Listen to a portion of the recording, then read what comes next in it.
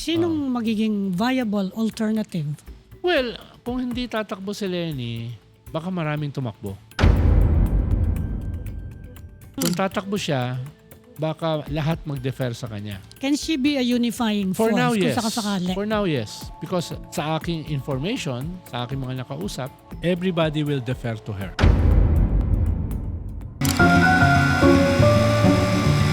This is Truth on the Line.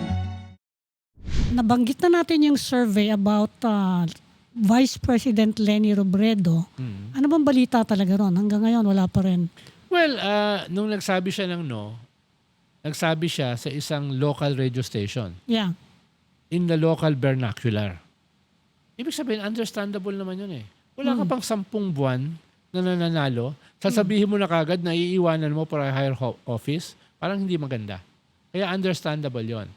Dalawa, yung character naman niya talagang ganun eh. Nung tumakbo siyang vice president, nandun ako eh.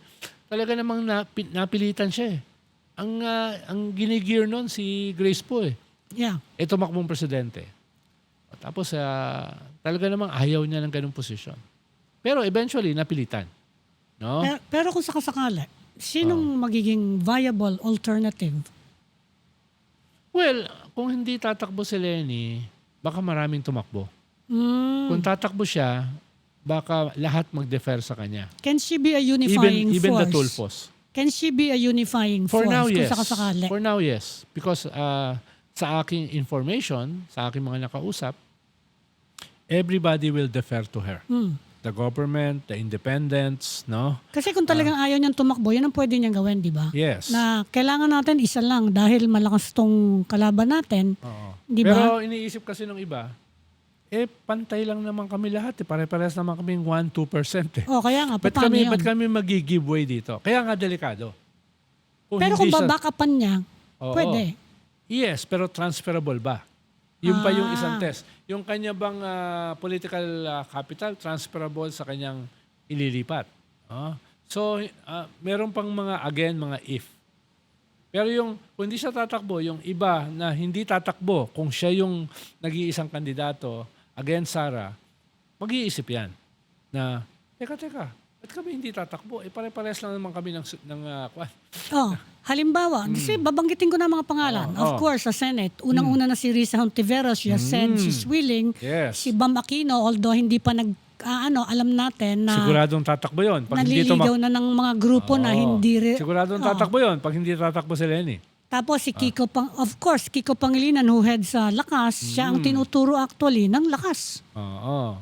Tapos ngayon pumasok pa yung kaibigan mo na pipil daw niya si Mar Rojas. Di ba? Ay, ganda ng tawa niya.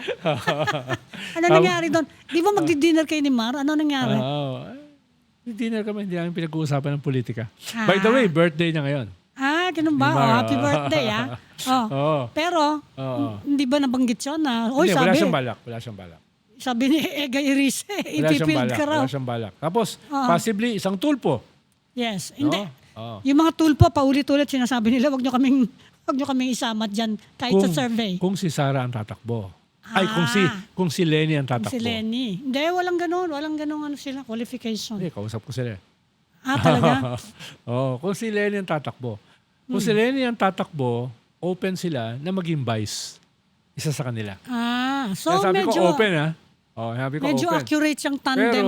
Pero kung tingin nila hindi tatakbo si Lenny, kami pinakamataas. Yeah. Kung hindi tatakbo si Lenny, di kami na lang. Either of the brothers. Yes, because whether Erwin or Tulfo Rafi. is not just a person, it's a brand. It's diba? it's a Ipatulpo surname, mo, ano? Diba? So, yun yung isang possibility dyan. Posible, isa rin sa gobyerno.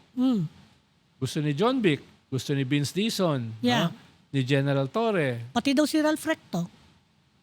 Yes. So, yan yung dilema ng mga tao. Kung Last na lang, tuloy-tuloy to speculation na to, hindi nawawala Babakapan ba ng Marcos camp yung grupo nila Lenny o kung ano man yung mabuo dyan na coalition?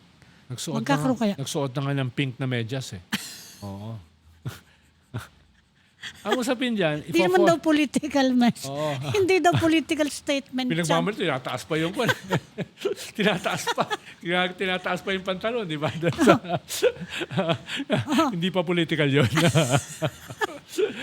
Pero Tingin posible ko, ba? Papayag ba yung kabilang ang kampo? pinakamalaki kasing delikado dito sa labanan na ito are the Marcoses. Hindi lang usapin to ng political survival. Physical survival. Diba? Yun ang at stake dito. Sila yung pinakadelikado rito. At wala silang kandidato, for now, na kayang labanan si Sara. Yeah. So, We're directly... talking about Marcos, ha? Yeah, directly Marcos or indirectly, they will support a candidate against Sara. Ngayon, most probably it will be indirect by not fielding their own candidate. Dahil hindi nila sigurado kung may value added yung kanilang endorsement eh. Oo nga. Diba? Baka kiss of death ang mangyari dyan. Siyempre, ano? gusto nila matulungan yung lalabang kay Sara. Ba't naman nila i-endorse kung makakasama? Diba? So, it won't be formal. Ang magiging minimum dyan, hindi sila magpapatakbo.